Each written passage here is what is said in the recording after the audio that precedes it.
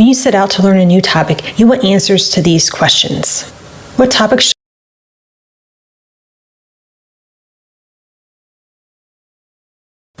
When you set out to learn a new topic, you want answers to these questions. What topic should I learn first? In what sequence? What matters most? What learning tactics should I apply, and how should I apply them? How do I retain everything I've gained? Enter Principles of Learning. It's a free learning guide my husband Paul and I created in an attempt to answer these questions. You can access it at howtolearneffectively.com. Principles of Learning will teach you how to learn efficiently and effectively with its hands-on, concrete tactics. At long last,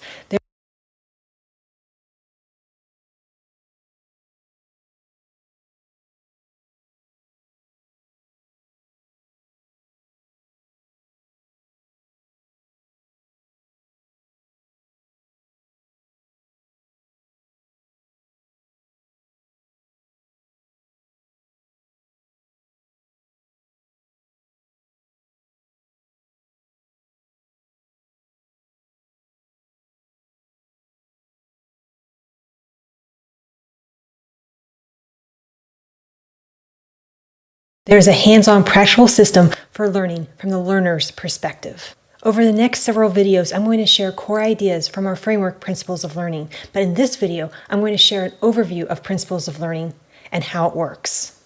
Paul and I never learned how to learn in school. We picked up on bad habits and ineffective approaches, and we got hung up learning the wrong things in the wrong way. And the bad habits we picked up in school, we continue to apply to our professional lives as we continue to learn new things. As a result, we constantly felt disorganized, wondering what topics to learn first, in what sequence, what matters most. We felt tired of applying ineffective learning tactics. We were frustrated that we'd poured time and effort into learning something only to forget it a day, week, or month later. Our learning processes could be summed up like this: time-consuming and frustrating, and that's a shame. We live in a fast-paced, ever-changing world where learning new things efficiently and effectively isn't a nice-to-have, it's a must-have in order to land that promotion, make a career change, get into the college of your choice, and stay competitive among peers. Learning efficiently and effectively is useful for personal reasons too. Say you want to train for your first marathon, climb Mount Everest, or learn Japanese. Likely, you want to do these things as efficiently and effectively as possible. And this was the motivation behind our framework, Principles of Learning. Principles of Learning was born out of a need, our own. We needed a system that had practical, concrete tactics we could apply to all the professional and personal topics we were learning about. In the process, we learned that there are a lot of people out there just like us. And if you've watched this far in the video, you're probably one of them. You too have personal and professional ambitions, and you want to reach those ambitions as efficiently and effectively as possible. You just need a practical, concrete, hands-on system to help you get there, as we did. Principles of Learning is the solution. It's designed to help learners get where they want to go. Paul and I have used the ideas in this framework to learn a variety of topics, which collectively among us include programming, writing, computer science, investing, entrepreneurship, art history. Now, instead of a bunch of theory, we offer practicality, hands-on, concrete tactics you can apply immediately to help you get where you want to go from a learning perspective. Now, let's dive into the framework. The first critical step, no matter what you're learning, is to understand the terrain. This means to get an overall scope of what you're learning about before you set out to learn it. This is the first step in our Principles of Learning framework. The idea is to get a lay of the land so you can identify what topics matter most. As a result, you'll know what to focus your time and attention on before you attempt to learn the material. Doing so will make your learning process far more efficient. Once you know what topics to learn, then you can think about how to learn these topics effectively, and this is the second step in our Principles of Learning framework. When I talk about learning tactics, I'm not referring to the passive tactics students often default to in school, such as memorizing, highlighting passages of text and rereading them over and over again, or mindless repetitions. Rather, I'm talking about active tactics you can apply to actually learn, understand, and retain the information you're trying to learn. Now, let me ask you a question. Have you ever spent time and effort learning something only to forget it a day, week, or month later? And then you find yourself pouring even more time and effort to relearn these concepts. This scenario has happened to us, and it's frustrating and time-consuming. You can avoid this scenario altogether by implementing the third step in our Principles of Learning framework, retain it. In this section, we offer specific tactics you can apply to help retain the information you're learning along the way. The idea is to be ready, not rusty, when the day comes to recall previously learned material, and you will be ready if you apply the tactics we suggest. So that rounds out our Principles of Learning framework. But like I said, the place to start is to understand the terrain. And a way to do this is to get the big picture, and that's the topic of the next video in this mini course on learning effectively. So join me in the next video when I talk about what it means to get the big picture. In the meantime, we'd love to hear from you, so please leave a comment below and tell us about your learning journey, what you're learning about, and what your learning process is like. Thank you so much for watching, and make it an effective day. What matters most? You could be the best learner in the world, but if you are learning the wrong things, you're not going to get where you want to go. That's why it's essential to understand the terrain, get an overall idea of the scope of what you want to learn about before you set out to learn it. But most people don't do this, and for the longest time, neither did we. My husband Paul and I were guilty of diving into the details, all the details, when we set out to learn a new topic. Learning something new took forever. And that's why the essential first step when you set out to learn a new topic is to understand the terrain. And a way to do this is to get the big picture. Get the overall scope of what you want to learn before you set out to learn it. Doing so will make your learning process far more efficient because you know what to focus your time and attention on. Understanding the terrain is the first step in our three-part framework, Principles of Learning. Principles of Learning is a free guide Paul and I created in order to make the learning process efficient and effective. It's a hands-on, practical learning system from the learner's perspective that you can access for free at howtolearneffectively.com. No matter what topic you're learning, you need to take time to get the big picture, and that's the topic of this video. Let's dive into it. As I said, getting the big picture means to identify the core concepts you need to learn before you set out to learn them. Say you're going to put together a 1,000-piece puzzle. Before you begin, you take a long look at the box because the box lid contains an image of what the puzzle looks like when complete. You mentally note the major features: a bridge, several skyscrapers, a river, and a sky at sunset. You've just made your puzzle process easier because you took the time to get the big picture, a high-level view of your task and what to focus on. So now, instead of dealing with 1,000 random pieces, your mind is primed to think about the major components that you'll have to put together and how they relate to each other. When you get the big picture, you move from disorder to order, complex to simple, difficult to manageable. Think of getting the big picture like a filter. It'll help you distinguish between the nice to know from the have to know. Now, typically, when people set out to learn new things, they just dive right into the topic. They dive into all the details, as Paul and I used to do. They sink a ton of time and effort into learning everything, only to realize after the fact they only need to know a fraction of what they set out to learn in the first place. And this is why getting the big picture matters. Identify what you need to know right now, the core fundamental concepts you need to know, realizing full well that you can always circle back to a topic and pick up on the nuances, pick up on the details if and when you need them. Getting the big picture will make your learning process far more efficient because you know what to focus on. Think of the 80-20 rule when you set out to get the big picture. This rule states that roughly 80% of the results come from 20% of the efforts. So, for our purposes, identify the topics that will give you the biggest return for your time and effort. Now, it's not to say the details don't matter. They do, but this is the important point. You don't need to know everything right now. Besides, the details, if you need them, will be far more meaningful if you have the core concepts in place first. It's a point made clear by Elon Musk, who wrote, "It is important to view knowledge as some sort of semantic tree. Make sure you understand the fundamental principles, i.e. the trunk and big branches, before you get into the leaves details, or there is nothing for them to hang on to. Indeed, the details are much more meaningful when there is something to hang on to. Once you get the big picture and know what to learn, then you're ready to move on to step 2 in our Principles of Learning framework, how to learn it effectively. And that's the topic of our next video, and I hope you'll join me for that. In the meantime, we'd love to hear from you, so please leave a comment below. Let us know about your learning process. Thank you so much for watching, and make it an effective day. In the last video in this series on how to learn, I explained the first essential step that you need to take when learning something new. Understand the terrain by getting the big picture. This is also the first step in our 3-part learning framework, Principles of Learning. Principles of Learning is a free guide my husband Paul and I created in order to make the learning process efficient and effective. It's a hands-on, practical system from the learner's perspective that you can access for free at howtolearneffectively.com. By following the advice in the last video, you identified what topics you need to learn. This will make your learning process far more efficient. Now, let's talk about how you can make your learning process effective. And that's the aim of the second step in our Principles of Learning framework, learning effectively. On our website, howtolearneffectively.com, you'll see that there are several learning tactics you can apply under this second step in our framework, Learn It. In this video, I'm going to talk about what it means to learn effectively. I'm also going to share one learning tactic you should try. Paul and I repeatedly faced the same challenge when it came to learning new topics. We didn't have effective learning tactics to apply. So we defaulted to the bad habits we picked up in school: memorizing, mindless repetitions, rereading texts over and over again, and passive watching. As it turns out, a lot of people default to similar techniques when trying to learn something new. And anyone who's used any of these tactics can attest to how ineffective they are. In our case, we often found ourselves pouring a ton of time and effort into the learning process, but we were not seeing the results.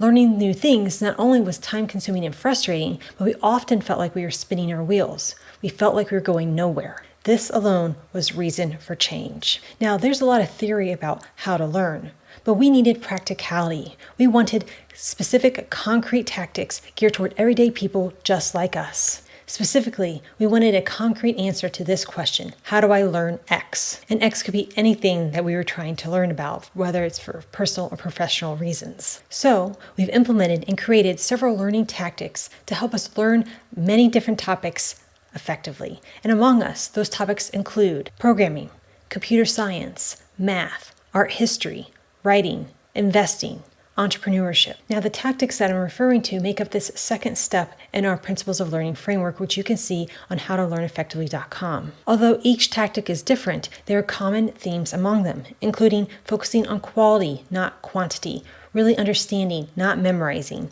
getting feedback from others to identify areas of improvement and to build mental models, stepping outside of your comfort zone, which is where you learn and grow the most, and actively applying your knowledge first instead of passively watching lectures or rereading texts.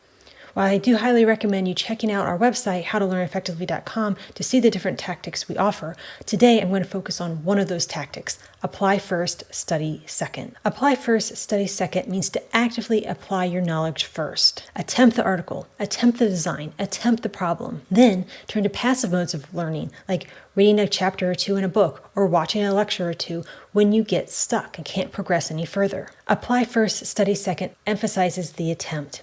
You don't have to write this amazing article. You don't have to create this amazing design. Attempt the article, attempt the design. There's immense value in the attempt. Applying your existing knowledge first draws awareness to the roadblock.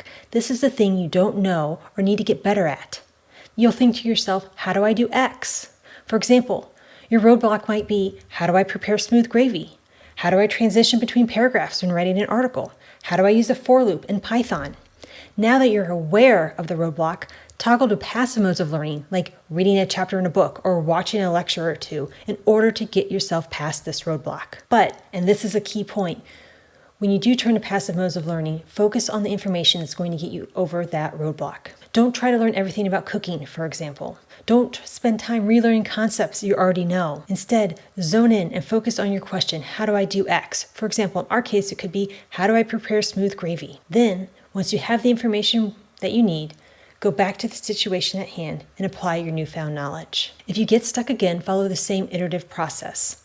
Identify your roadblock, then identify a resource that can help you get over your roadblock. Finally, head back to the situation at hand and apply your newfound knowledge. Apply first, study second can be boiled down to this: get what you need when you need it. And you only know what you need if you actively apply your knowledge first. Apply first, study second runs counter to how most of us got through school. It also runs counter to how many learning platforms operate today. In both cases, passive modes of learning are often emphasized from the start. And that's because passive modes of learning are easier to create for the masses instead of active ones. For example, it's far easier to watch a math expert solve problems than actively solving problems yourself. But easier isn't better when it comes to learning. We're easily seduced into believing that learning is better when it's easier, explain the authors of the book Make It Stick. But the research shows the opposite. When the mind has to work, learning sticks better. More to the point, emphasizing passive modes of learning from the start can be problematic because it often creates an illusion of our abilities. You think you're learning as you cycle through a bunch of lectures and a countless number of details.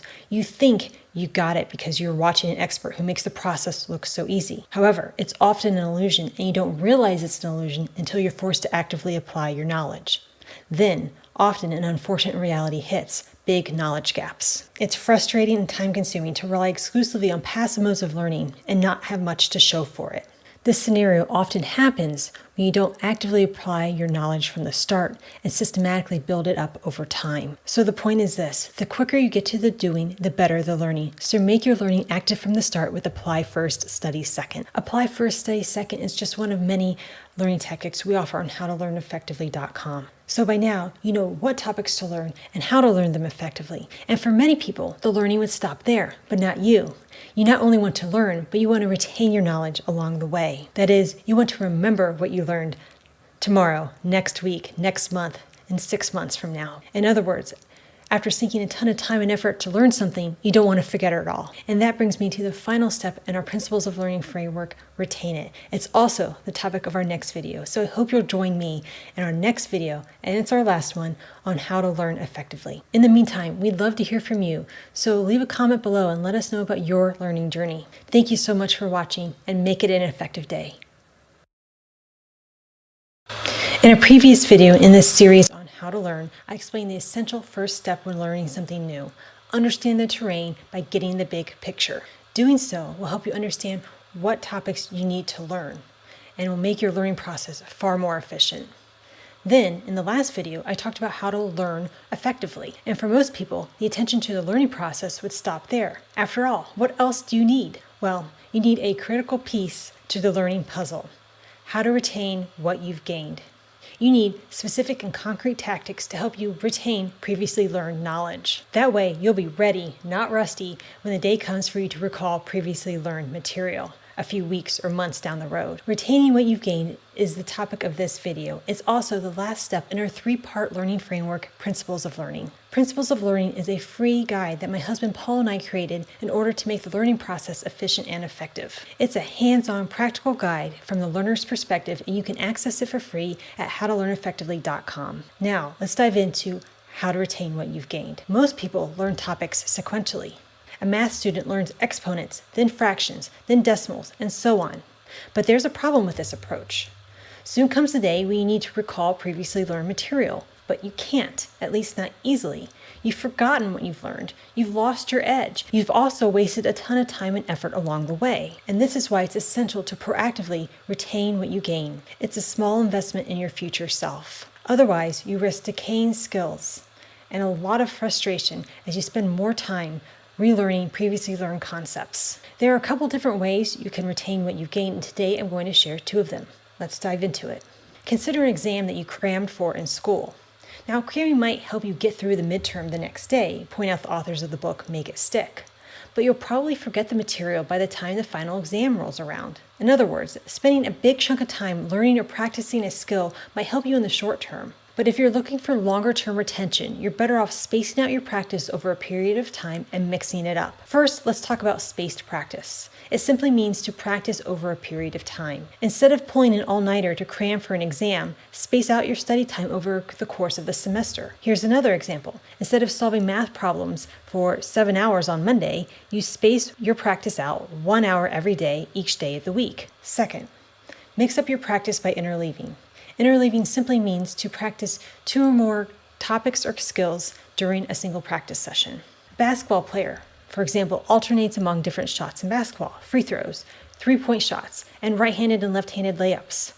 This is in contrast to sequentially working on each type of shot, one at a time. For example, shoot 15 free throws, then 15 3-point shots, and finally 15 right-hand layups and 15 left-hand layups. You can also apply this interleaving idea to intellectual pursuits. Say you're learning pre-algebra. Specifically, you're learning about square roots. Well, as you set out to practice today, mix it up, interleave your learning. So your practice session today might look like this. You begin by solving a couple fraction, decimal, and inequality related problems. These are concepts you've already learned about. Then You work through a couple square root problems, which is the concept you're trying to get better at and learn about. Finally, you conclude your practice by working through a decimal and a ratio problem, which are two other topics you have previously learned about. So you might be thinking to yourself, using spaced practice and interleaving takes some time. And you're right, it does take some time and effort to use these tactics, but the benefits are well worth it. First, you'll stay sharp with previously learned material when you space out your practice and interleave your learning, which has been our experience. Plus, we've also found that spacing out your practice and interleaving your learning are a great way to when you space out your practice and interleave your learning, which has been our experience. Plus, we've also found that spacing out your practice and interleaving your learning are a great way to pick up the details. This makes a lot of sense because you know a lot more now than you did a couple of weeks ago, for example. You'll see things differently, probably better than you did when you first set out to learn a topic, when you revisit it repeatedly over time. The second benefit is that you'll be prepared. Interleaving in particular will help you be prepared for the unexpected. Rarely does life come at you predictably in a sequential order. Rather, you need to be ready for anything. Interleaving can help prepare you for this very real-world scenario. The third benefit is that you'll become more adaptable and versatile. Say you're trying to get better at cooking. You could focus in on one particular meal and make that meal over and over and over again. Maybe that meal is spaghetti with red sauce and meatballs. So you may be tempted to prepare this meal every time you have guests come over. But focusing on this one meal, and only this one meal, can be problematic. What if you invite a guest for dinner who doesn't eat meat or who doesn't eat tomatoes? Well, then you're kind of stuck. It's far better to have a variety of tools in your toolbox and to pick the right tool for the job based on the situation at hand. And a way to have reliable tools in your toolbox is to space out your practice and interleave it. Perhaps the biggest benefit of all, when you retain what you gain, you don't have to spend more time relearning concepts you've already learned, which is time-consuming and frustrating. So we've covered a lot of ground here in this mini-series on how to learn. We talked about how the first step in learning something new starts with understanding the terrain. Then we talked about how to learn effectively, and finally, retaining what you gained along the way. So the takeaway is this. Learning something new is a beautiful thing, but the process itself shouldn't be so ambiguous and complicated. Hopefully, this series on how to learn and our Principles of Learning framework, which you can access at howtolearneffectively.com, have added clarity to this process. Thank you so much for watching, and I hope you enjoyed this series. Please leave a comment below and tell us about your learning journey.